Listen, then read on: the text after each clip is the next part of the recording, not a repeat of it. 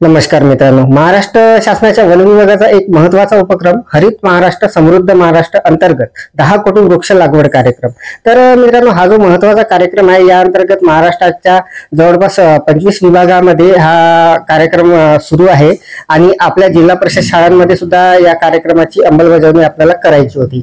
तर मित्रांनो, आपल्याला एक अमृत वृक्ष जे ऍप आहे, त्या मोबाईल ऍपच्या सहाय्याने आपल्याला हे जे आपण झाडं लावणार होतो याची माहिती त्या ऍपवर भरायची होती।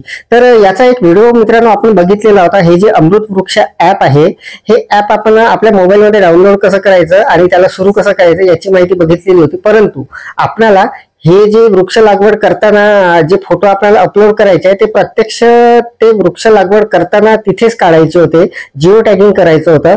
तर मित्रांनो, आपल्याला घरी बसून हे काम करता येत नव्हतं। तर आपण मोबाईल मध्ये आपल्या ते ऍप सुरू कसं करायचं आणि त्याला वापरायचं कसं याची संपूर्ण माहिती बघितली। आजच्या या व्हिडिओमध्ये आपण प्रत्यक्ष मी माझ्या शाळेवर जी वृक्ष लागवड केलेली आहे, जे जिओ टॅगिंग फोटो वगैरे अपलोड केलेले आहे, ते फोटो आपण कसे अपलोड करायचे, कसं करायचं, ते लोकेशन वगैरे कसं सिलेक्ट करायचं आणि सर्व माहिती भरल्यानंतर तिथे काय दिसणार आहे आणि आपली भरलेली माहिती आपण कशी बघायची याची संपूर्ण सविस्तर माहिती या व्हिडिओमध्ये देणार आहे। तर नमस्कार, मी राज मेश्राम मराठीशाळा.com या युट्यूब चॅनलवर पुन्हा एकदा आपलं सहर्ष स्वागत आहे। मित्रांनो, हरित महाराष्ट्र समृद्ध महाराष्ट्र अंतर्गत 10 कोटी वृक्ष लागवड अमृत वृक्ष मोबाईल ऍप 2025-26 शाळेस्तरावर प्रत्यक्ष लोकेशन सिलेक्ट कसं करायचं, फोटो काढून अपलोड व सबमिट कसे करायचे आणि आपली भरलेली माहिती कशी बघायची याची संपूर्ण सविस्तर डिटेल माहिती डेमो सेट बघण्यासाठी व्हिडिओला स्किप न करता पूर्ण बघा। चॅनलवर जर नवीन असाल तर चॅनलला सबस्क्राईब करायला विसरू नका आणि व्हिडिओ जर आवडला तर व्हिडिओला लाईक व शेअर करा। चला तर मग सुरू करूया।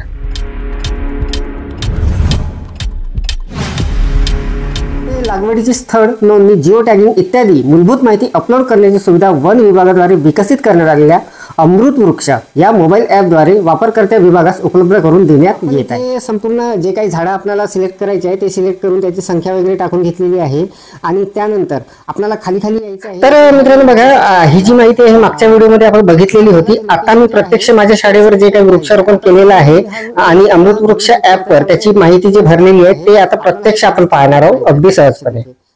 तर मित्रांनो बघा, आता प्रत्यक्ष शाळा स्तरावर मी आता हे जे वृक्षारोपण आहे, कल्पवृक्ष हे जे ऍप आहे, यामध्ये सर्व आता हे जे फोटो आहे हे अपलोड करायचे आहे।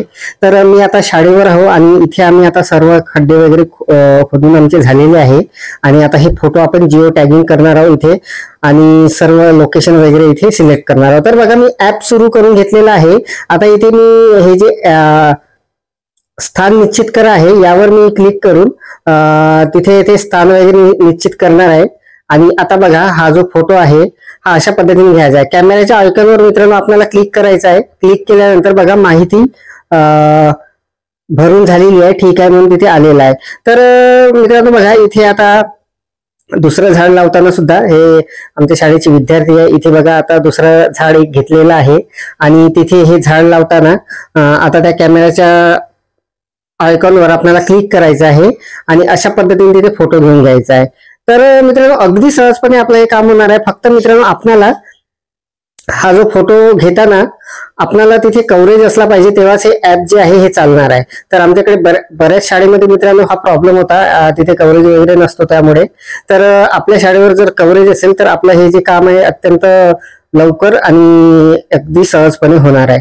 तर मित्रांनो, इथे आपल्याला सोमवारी सुद्धा हे जे माहिती आहे हे भरता येणार आहे। काहीच टेन्शन घ्यायचं काहीच कारण नाही। जर आपली शनिवारी काही कारण असतं ही जर माहिती भरली गेलेली नसेल तर आपल्याला अगदी सहजपणे हे सोमवारी सुद्धा काम करता येणार आहे। तर बघा, जवळपास मी 4 झाडांचे तिथे फोटो घेऊन घेतलेले आहे। फोटो लावताना चाफ्याचे झाड आम्ही लावून घेतले आणि बघा, अशा पद्धतीने हे जे सर्व फोटो आहे हे तिथे सबमिट सुद्धा झालेले आहे। तर बघा, हे 3 फोटो आपल्याला स्क्रीनवर दिसत आहे आणि संपूर्ण माहिती भरल्यानंतर मित्रांनो आपल्याला ते कशा पद्धतीने बघायचं आहे हे सुद्धा मी आपल्याला दाखवणार आहे। तर बघा, इथे आता जवळपास मी 3 फोटो, कमीत कमी 2 फोटो तिथे टाकायचे आहे मित्रांनो आणि 5 फोटो सुद्धा आपल्याला टाकता येणार आहे। तर लोकेशन आपल्याला सिलेक्ट करून घ्यायचं आहे, ते आपोआपच येणार आहे आणि खाली आपल्याला जे कॅमेऱ्याचा आयकॉन आहे त्यावर क्लिक करून तो फोटो घेऊन घ्यायचा आहे। तर अगदी सहजपणे मित्रांनो आपले हे जे काम आहे हे होणार आहे। मी 4था फोटो सुद्धा इथे घेऊन घेत आहे। आमची एक विद्यार्थिनी आहे तिचा आणि माहिती हे झालेली आहे भरून. तर बघा अशा पद्धतीने आपल्याला तिथे संपूर्ण त्या फोटोमध्ये ते लोकेशन वगैरे सगळं येणार आहे. नोट कॅम मध्ये जसं आपण फोटो घेतो त्याच पद्धतीने. तर आता बघा इथे एक कन्फर्मेशन आलं, याला आपण ओके करणार आहोत आणि याला सबमिटचं हे जे पाठवा ऑब्लिक सबमिट आहे यावर आपल्याला क्लिक करायचं आहे. तर बघा पाठवा ऑब्लिक सबमिट जे आहे त्यावर मी क्लिक करतो. 4 फोटो मी घेतलेले आहे आणि हे 4ही फोटो घेऊन झालेले आहे.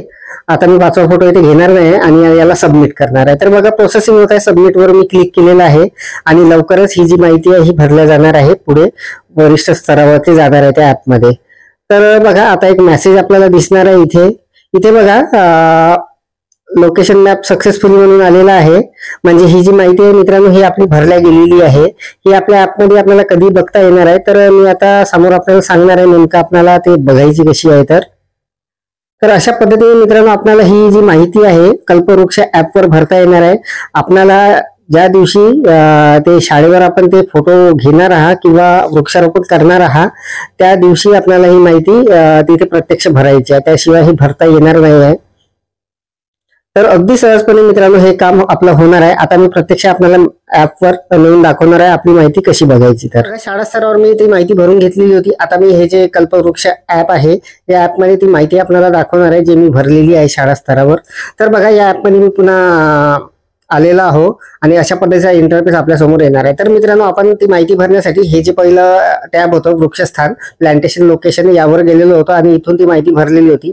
आता आपली माहिती इथे बघण्यासाठी मित्रांनो इथे आपल्याला हे जे दुसरं टॅब आहे जिवंत रोपाची माहिती अद्ययावत करा व्ह्यू अपडेट सर्वायवल म्हणून यावर क्लिक करून घ्यायचं आहे. यावर क्लिक केल्यानंतर हे जे टॅब आहे यामध्ये 10 कोटी वृक्ष लागवड हे दुसरं जे टॅब आहे यावर आपल्याला जायचं आहे.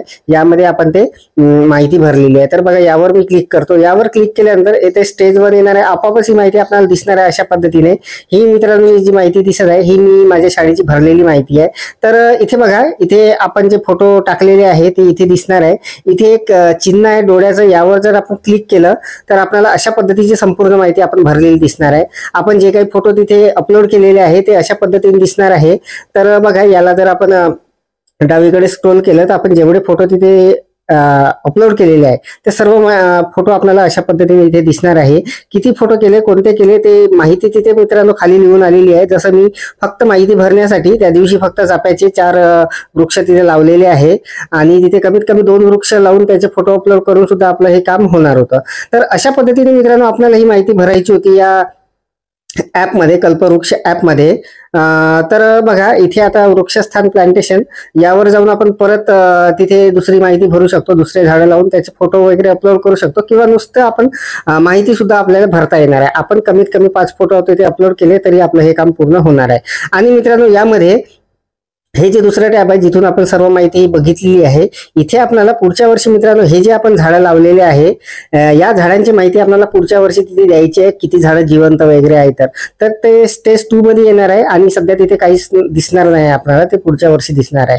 तर अत्यंत महत्वाची अपडेट महत्वाची माहिती मित्रांनो आपण या व्हिडिओच्या माध्यमातून जाणून घेतलेली आहे. आपण या कल्पवृक्ष ऍपवर नेमकं याला डाउनलोड कसं करायचं याला ऍक्टिव्ह कसं करायचं याची संपूर्ण माहिती पहिल्या व्हिडिओमध्ये बघितली आणि प्रत्यक्ष वृक्षारोपण करताना तिथे लागवड करताना आपल्याला नेमके ते फोटो कशा पद्धतीने घ्यायचे आहे तिथे लोकेशन वगैरे कसं सिलेक्ट करायचं याची संपूर्ण सविस्तर माहिती ते सबमिट वगैरे कसं करायचं याची माहिती जाणून घेतलेली आहे. अपेक्षा आहे आपल्याला माहिती समजलेली असेल, व्हिडिओ आवडलेला असेल. व्हिडिओ जर आवडलेला असेल तर व्हिडिओला लाईक करा, शेअर करा आणि माझ्या मराठीशाळा.com या युट्यूब चॅनलवर जर नवीन असाल तर चॅनलला सबस्क्राईब करायला विसरू नका. पुन्हा व्हिडिओ असे का नवीन माहितीसह नवीन अपडेटसह. तोपर्यंत धन्यवाद.